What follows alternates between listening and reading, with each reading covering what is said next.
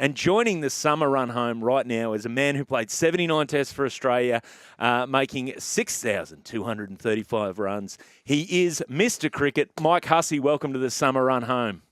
Yeah, g'day, boys. Thanks for having me on the show. Looking forward to it. Mate, this is so exciting. We have not, we've just been running around like kids in a candy store. I think I can confirm that you're both of our favourite cricketers. Is there anyone that you've ever been flustered about? You've obviously been on both sides. You're a cricketer and you're in the media. Is there at any point in your career have you gone, oh, I'm a bit too close to this person, or I don't know how to say, or I don't know what to say? Oh, there's been many along the journey. We had Hugh Jackman in the dressing rooms once. That was pretty cool. Yes. I remember he came in and we were all a bit sort of shy, and he walked up to Justin Langer, and Justin Langer said, "Oh, hi, Hugh, it's really nice to meet you." And Hugh just goes, "F off, mate, I've been wanting to meet you for 5 years." JL, he was walking around. He's only about 4'10". He was walking around like a 7 foot tall bloke at that stage. But, I didn't really know what to say to him. Oh, wow. JL fancies himself. Or JL used to be a black belt? Do I ever remember hearing that was a myth? No, that's true. Yeah. I don't know which form of martial arts it is, but, yeah, he's... He doesn't mind getting into a scrap, that's for sure. Yeah, well, at his size, you've got to have some training, I suppose. 100%. Mike, I just want to talk about your career for a little while. And when we say a little while, that's for the next 7 hours, if that's okay. We're on till 6. You got time?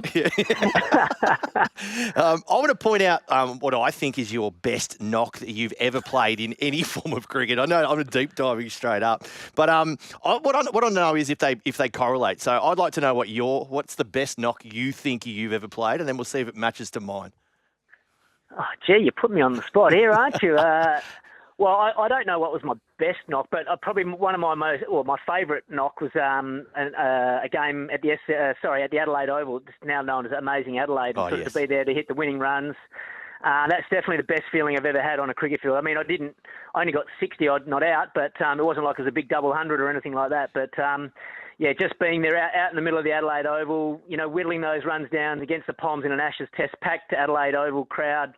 That was a pretty special day. So that's the one that is most memorable in my eyes. Yeah, I love that. It was brought up a lot recently because obviously how amazing the Melbourne Test finished, and there was a lot of people saying, "Is this the greatest Test of all time?"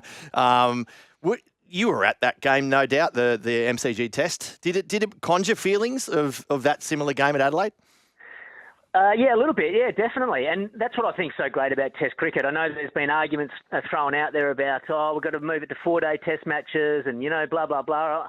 I just don't agree. I just think some of the best Test matches of all time have gone down to the last session on the last day.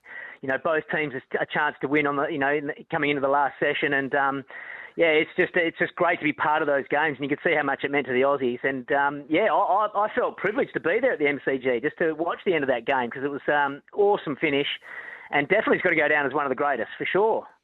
Mate, while we're talking Test cricket, the Test series is coming up against Sri Lanka, starting very soon. And mate, I didn't realise that the Australians haven't won a Test series over there since I believe you were in the side when they last won over there. What is it about the subcontinent that makes it so hard to win a Test series?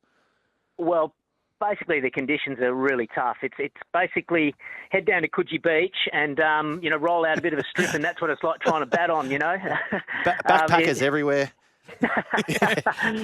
Not quite.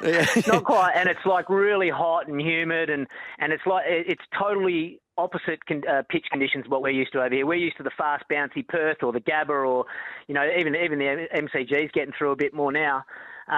Whereas over there it's like slow and just turns backwards. So I think you're right. I think it was Nathan Lyon's first Test match that was that series that we sort of last won there. And this would be a tough series as well. Don't worry about that. They'll make sure they produce a real turner, and it'll be tough to win both those Tests for sure. Mate, how hard is it to adjust to those conditions? Like you played your state cricket for Western Australia, so you came up on the Wacker, which is famous for the speed and the bounce, and then you had to go to Sri Lanka to play there. Like, how hard is it coming up in Australian conditions to learn to play spin for those conditions in the subcontinent? Yeah, it's bloody hard. And normally the first 2 times you go there, you're hopeless. You literally can't score a run. You don't know how you're going to score a run. But over time, you sort of figure it out and you sort of get better and better. And that's why it's going to be really challenging for a lot of the Aussies. You know, we've got a few young players in the squad now, like Connolly's in there, Sam Konstas as well. This will be their first time in these sort of conditions against like a Test sort of standard attack. And, mate, they're going to find it tough. No question about that. They're fast learners, and I'm sure they'll figure it out. But I don't think we should be expecting they're just going to be out there peeling off double hundreds, early in this sort of series. So it'll be a tough one for us, but some great experience for some young players. On the squad, what did you make of it? And what do you make? What's your 11, dear? I'm not going to ask you to name your 11, but how do you see the team sort of shaping up for that first Test? Yeah, well, it's a little bit hard to judge when you haven't seen the pitch, but I don't think the top 7 will change much at all. I think we're looking at, pretty much the same top 7. You know, you've got Konstas and Kawaji, you've got Labuschagne Smith, you've got Travis Head at 5, Big Bo Webster at 6, and Alex Carey at 7, and then you've got 8, 9, 10, 11.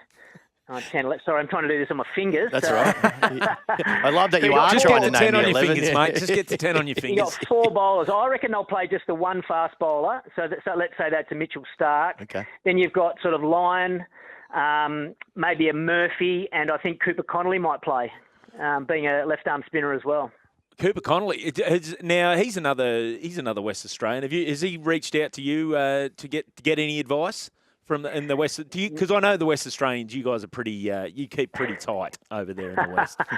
We do, but the young generation are a bit different. They just get all their information watching YouTube and TikTok and Instagram and all that sort of stuff. So I'm not really on those things very often. So no, I don't. I haven't spoken to him much at all. But he's an exciting talent, and I really enjoyed him watching him in the Big Bash. Like his temperament's been really good. In some tough pressure situation, he's come through on top. So I think given an opportunity, it'd be tough for him. I think he'll bowl a lot. But he's certainly got the game to improve and be a success at Test level in the long term. Mate, with the 11 you named, you obviously left Konstas at the top. The chat around Travis Head being put up to open, I think he did that last series in India. He opened a bit. Do you see there's any value in that, or do you reckon we just go with our 11 that you named?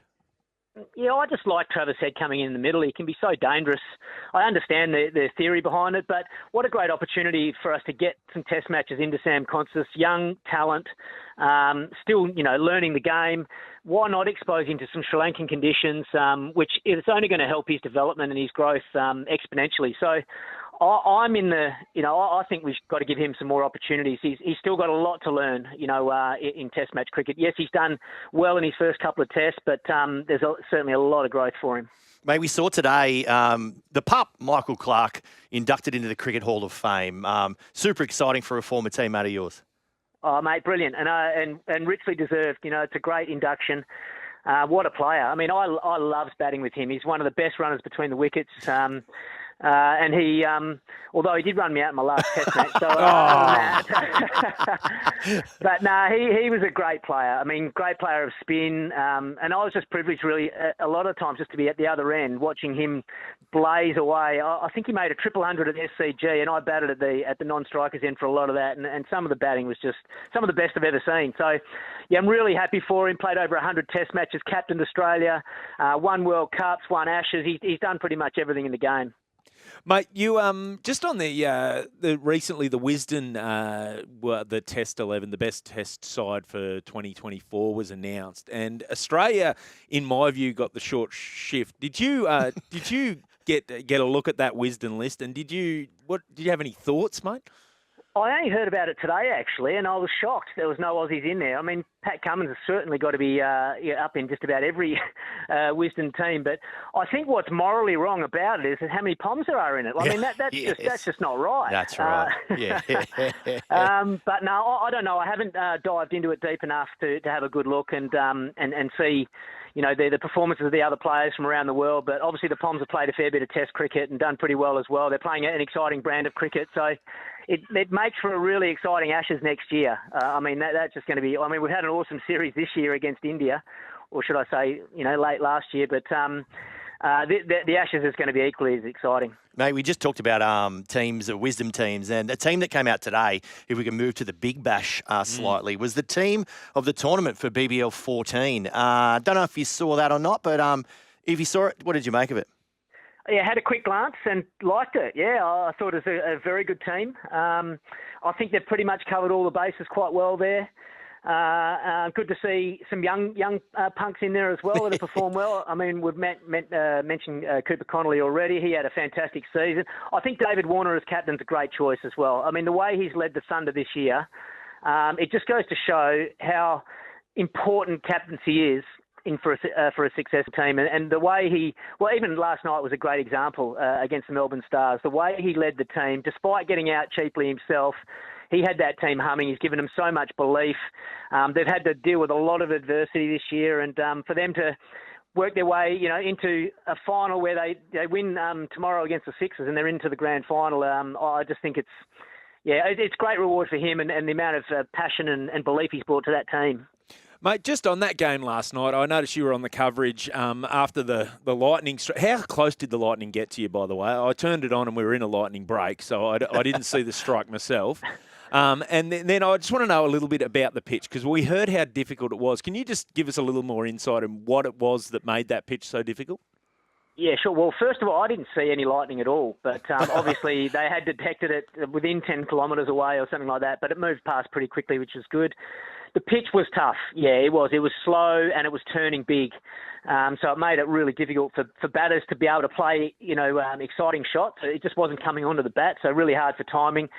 Although Glenn Maxwell was finding it pretty easy there when he came out to bat and certainly gave the Thunder a scare. But it was doing a lot, and it made the batsmen have to work really, really hard for their runs.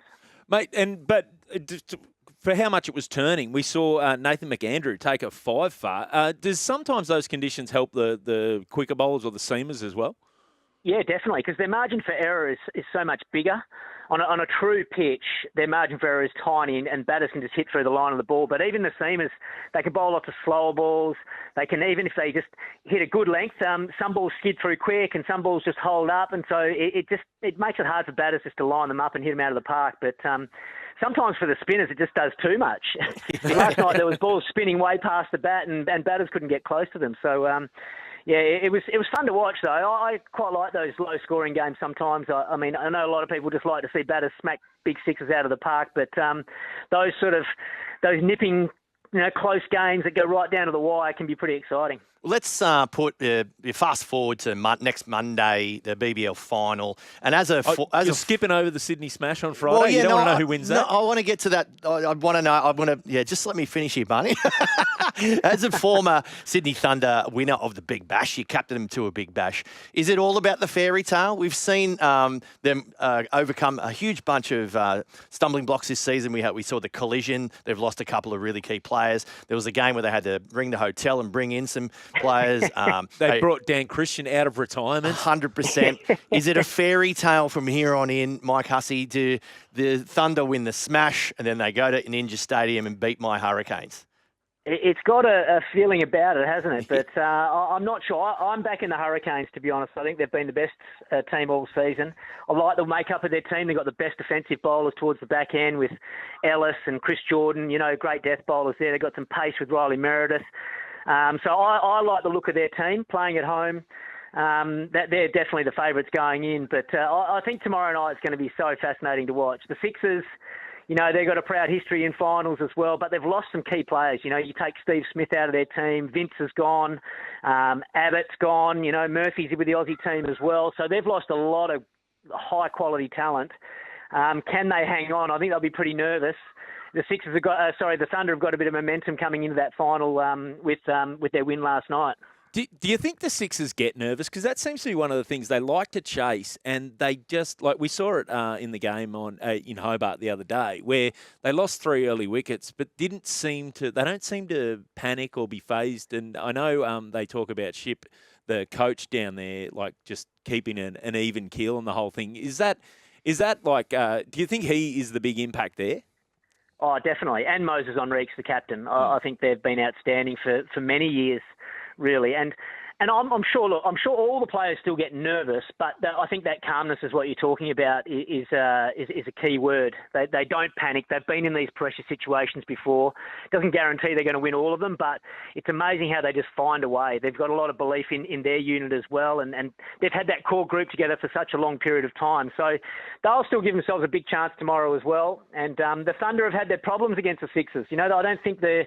I can't remember the exact stat, but I reckon the Sixers have won like the last 6 or 7 in a row against them that have been completed games. Obviously, there's been a couple of washouts there as well. So they've got the wood over the Thunder at the moment, but I don't know. There's a bit of momentum with Davey Warner leading the charge for the Thunder. Mate, and just on that crosstown rivalry, how real is that? You've played for the Thunder. Did you really just want to beat the Sixers?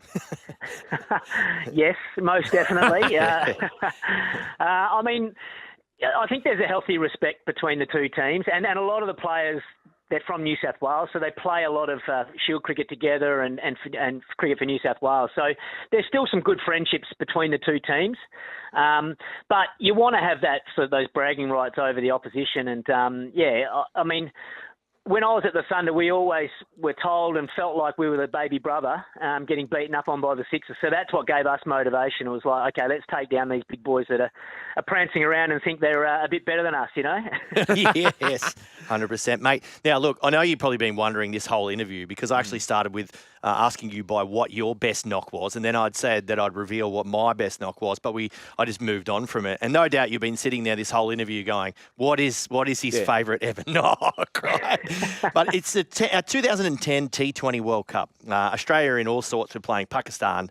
I think we need 60, or we might have needed 53 off the last 16 balls, which sounds madness. It's never going to happen. We've lost multiple wickets. Mike Hussey's at the crease. I think you get 60 off 24. In fact, we need 23 off the last over. Talk me through that last over. Oh, yeah, I'm happy to go through this ball by ball if you want. Yes, the next hour. Yes.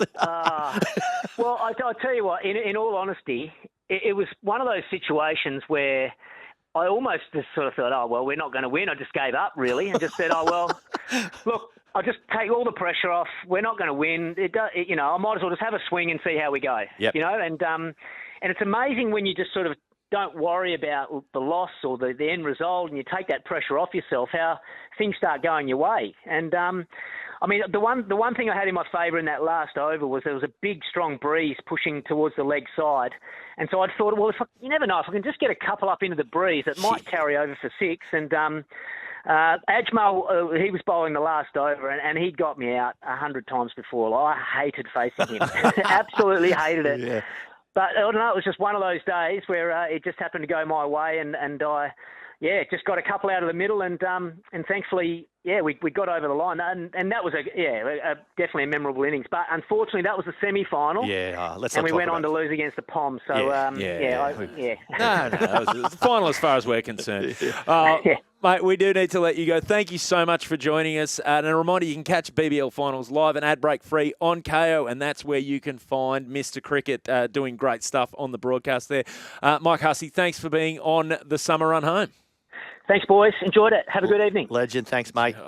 He enjoyed it. He enjoyed it. All right. I'm going to need a moment. We might need a moment. There's still plenty more to come up. We've got some breaking news out of the Brisbane Bronco. You're listening to the Summer Run Home on SEN. The Hyundai Keys to Summer event is on now.